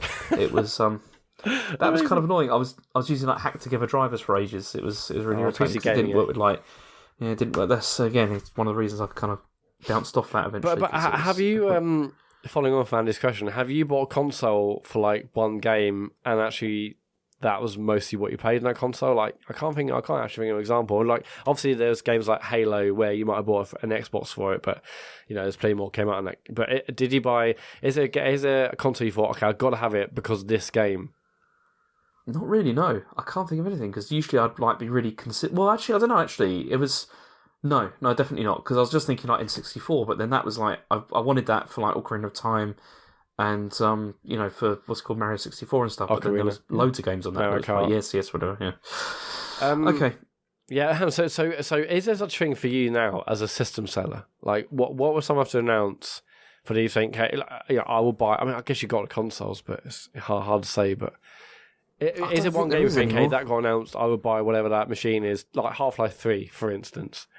I don't think there is anymore, to be honest. I mean, if Valve came out and said, yeah, we've got Half-Life 3 and you can only play it if you buy this Steam box, I still don't think I'd buy it. Don't you? I'd like to play it, but I just don't know, I just don't think I would. There'd have to be more there, to make me want to play. Although I do realise this is ridiculous saying this thing is that I own a PlayStation VR, and, it's not like that's yeah, exactly. Got tons of stuff, but I don't know, how does it? Anyway, Stanchel says, Matt, in which ways has Dark Souls exceeded your expectations, and in which ways has it been underwhelming? It's definitely exceeded my expectations. I mean, I played this. I played it like a few years ago, or a couple. It was a few years ago, whatever. And I bought it because it was like £4. I played a bit. I got stuck on the Taurus Demon. I stopped. I thought, what's the point? I listened to Dark Calls when that came out, and that actually inspired me to play again. And I got past Taurus Demon, but I thought I can't bother with it. It's too much. But now it's different because I've been playing it obviously with like people watching, and that sort of meant it had a different feeling. I mean, it hasn't. Yeah, in terms of underwhelming, I mean, graphically it's not great. Frame rate, some points are all over the shop, but honestly, there's so much charm and so much charm and love that's going into the game. Like that doesn't underwhelm me at all. I've absolutely loved the game. I think the game's incredible. And like I said, to the point where now I'm just going to play a DLC. I'm playing a DLC because I don't really want it to end. I mean, underwhelming. Yeah, I don't know. I can't really think of a way it's been underwhelming other than the sort of baseline stuff like graphics and frame rate and whatnot. Mm-hmm. Okay. He also says, while I'm here, James, thanks a lot for Dark Calls. By that last episode, it became one of the most unusually affecting podcasts I've ever heard. Genuinely moving. Yeah, I mean, I 2 weeks ago, I started re-listening to Dark Calls, and I did like 35 episodes in about 9 days. It's still an amazing series of podcasts, and if you're listening, you're not aware of it. Dark Calls was a series that Dave and James did, whereby James was playing Dark Souls 1 and could only get his help through the game, not online or on Twitter, but only through calling Dave. And Dave, with his patchy memory at best, was helping to guide James through the game. Yeah, I re-listened to it a couple of weeks ago because I wanted to hear the lore episode and stuff, which has actually Sean and Andy from Midnight Resistance and Sean from this show actually on it, and it's still brilliant because also you did things in a totally different order to the way I did, and yeah, it was interesting listening to you play. I think I stopped listening when you got to Gwyn because I haven't obviously done that in my game, so I'm going to re-listen to the last 2 or 3 episodes I think once I finished it myself. But yeah, brilliant podcast. Sometimes I feel like to go back to it because I don't remember any of it because I didn't listen back to them like when we did them, and I've not really ever actually listened to it, so I don't really know. You should do. It's also really interesting because you also started then just talking about games at the beginning of the show, and when you were recording it was when Nintendo announced the Switch, and Dave was like, "Well, look, if it hasn't got Halo on it, I'm not sure. I haven't got Destiny on it. I'm not sure I can be bothered. What's the point?" And you're like, yeah, it's hard to get excited about this. I mean, if the rumours are to be believed, I mean, who actually wants something you can take on the move? It's just, I want, big screen gaming. So it's interesting hearing that old stuff for sure. That's cool. Okay, Colin Ross Wilson says, "What's next on the streaming schedule for you both? I heard a rumor that Matt will be starting Dark Souls 2 once he's finished the first. Is this true?" I'm not comment on speculation. Yeah, I keep meaning to play that, but I never got around to it. You, James? I mean, you're doing Fahrenheit now, but yeah, I mean, I don't know. I mean, we're planning something to do together, aren't we? I mean, at some point, which would be hopefully good. Yeah, we'll probably do it after I've done after Dark Souls and stuff. But yeah, I'm definitely going to miss streaming every Sunday, so I will want to do something. But I'm not sure I want to go straight to another Dark Souls game. But we'll see. Mm-hmm. We'll see. Yeah, I mean, once I'm done with Fahrenheit, I'm not sure. Unless maybe I'll do some things with you, Matt, if you'd like. But I don't think I could do. That's why I'm probably going to live Detroit for a while, because I think there needs to be a bit of a gap, with some of these games. Because I don't know. I don't want to pay money to David Cage, but Anyway, Catcopter says Stardew Valley is released on Vita this week. Is Matt still playing, and how many hours has he put in? I'm not still playing it, but there's not a week that goes by where I don't think about putting that game on again, because I was absolutely in love with that game, but then something else came out and I stopped playing it. But Matt, what were you playing it on? Which format? On Switch. When was the last time you played your Switch? Oh, I mean, it was Celeste, so months ago. It's February. I checked the other day. Is Celeste the last thing, or did I play something else since then? No, Celeste was the last thing. February, Matt. February. Oh, disappointing. Look, I've been playing a lot of Fortnite on my phone, and I haven't played that actually for a long time. So Fortnite. Okay. Stanchel says, when I lived in China, I played Street Fighter 4 on a stage in an arcade and won 3 matches against players queuing up to take me on before getting schooled by a guy who was smoking during play. I was applauded off stage. James, what is your greatest gaming memory from China? This is weird because obviously I played a lot of games when I was there, but it was mostly just stuff that I played at home. I went to like a few internet cafes and I did play StarCraft there with some other people, which was was good. I mean, it was really, it's just really impossibly difficult because everyone's brilliant. That was hard. I think I did enjoy it because it was when the Wii was like just becoming like a big thing when I went out there, and it was like you could buy them, but they were all like they're usually ones that are imported from like Japan or South Korea, and so everyone was buying those, and then everyone was like shipping them as well, so you didn't have to pay for the games. And like when you went and bought one, you had to like work out which one you were going to buy because one was easier than another one to ship. Not that I did that, but that was how it was running down. But it was fun to play that and like to sort of introduce people to that, because like loads of people used to like come to my place and I used to play like Wii, and that was really good. Yeah, I remember when that Christmas, the first Christmas of the Wii, I took that round. I went back home for Christmas, back to Bognor, and I took around all my mates' houses and showed them and their parents, and yeah, that thing went everywhere with me. I loved it. Mm. Okay, last tweet is from Super Pack. That's Chris Johnson from the Player One podcast, which is excellent, and everyone should listen to it because it's great. He says, back in the pre-internet days of magazines with long lead times and vague release dates, were there any games you remember being obsessed or hyped over before they got released? And when those finally came out, did they live up to your expectations or no? I mean, yeah, I was obsessed with magazines, so everything. I still remember, God, I think it's like the Dreamcast tech demo that they must have shown. I'm not sure. They showed a Dreamcast tech demo. It just had it had one of like the Sega guys, like it's just his 3D head. Do you remember that, James? And it's just like his 3D head, and that was showing like the graphical power of the Dreamcast. Mm-hmm. And I was like, oh my God, it's like a giant 3D model of one of the guys from Sega. Oh man, yeah, I used to love magazines. Just they were so exciting, and I guess I get a little bit. I'm not sure. I mean, I used to say when like a podcast you absolutely love comes out, that's like the equivalent these days of like, oh, I can't wait to hear that. I can't wait to see what they're saying. Like, and back in those days, I was like, when I say Sega Saturn or Sega magazine or Dreamcast magazine came out, and like you go into a shop and it's out like a day early. Like, oh my God, it's here! Like I was spending like £15 a month on magazines back in those days, like Mean Machine, Sega, any of the Sega magazines. I mean, anything I can get my hands on. I was buying, I guess, Games Master back in the day. Yeah, Control when that came out, Games TM, Edge. Yeah, I was obsessed. God, I miss those days. Yeah, I mean, I used to buy a lot of magazines, and I used to get really obsessed with stuff. I remember being like really into, like, when the first Mortal Kombat came out, like to consoles. Yeah. I was really excited about that, and I remember when that came out being quite disappointed by it. Like, to be honest, like when I finally actually played it, because it was not what I was expecting it was going to be. But also, I mean, I remember Sonic 3 as well. I remember being like really like pumped about that because I really loved the second one, and then there was a lot of build up for that. But then there was that whole weird thing where, because you know how it was kind of like split across. There was like Sonic 3 and then Sonic and Knuckles, and how they like kind of split the game, and if you'd have to buy like 2 copies, and that was like each of those, so you got the full experience. And that kind of disappointed me a bit. But I don't know, I can't really think of anything that really like massively disappointed me. Most stuff kind of delivered. I mean, Streets of Rage 3 maybe, because I was really really hyped for that after playing the second game, but then I've since gone back to that, and it is a good game. It's just I don't know, different sort of tone. I think it's because the soundtrack in that is so different. To the second one, which is brilliant. One of the games I remember being psyched about was called. I think it's an original Xbox game, and it's called Reckless.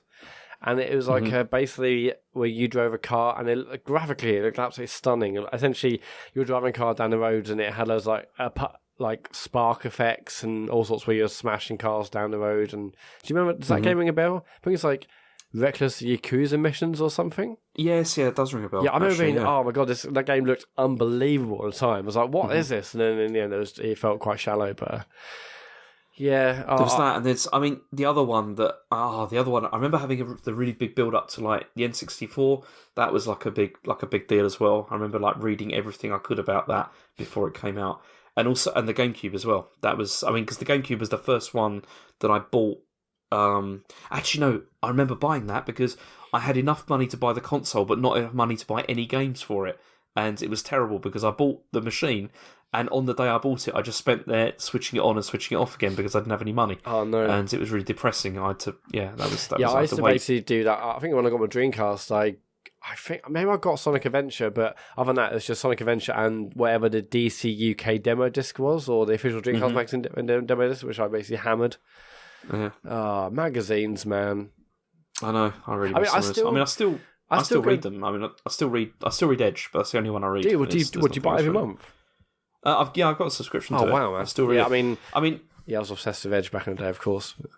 I mean, I read it. I mean, the reviews and stuff, and I'm not quite so interested in, but it's the features I really like. It's they really still do good features. I mean, there's been so many occasions recently where it's like I've ended up like reading something and thinking this doesn't look like something that's really going to appeal to me, and then ended up just becoming really interested in it. Like they did a massive series on not series, but like a massive sort of many multi-page like feature on like the history of Final Fantasy, and that's not a series that I've ever particularly been like really engaged with, but it was really really good. It was really well written and like really informative. I enjoyed it a lot. Yeah, I remember when Edge, I think for maybe issue 100, they had like 10 limited edition covers with like classic games, and I searched high and low for all those 10 covers, and I got them all in the end. And then I thought, what am I doing with my life?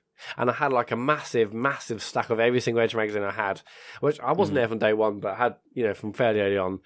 And when I was at university, hello ladies, am I right? And like, a massive stack of Edge magazines. And like, I was thinking, like, why have I taken this all the way from Bognor to Middlesbrough and then to every flat after that?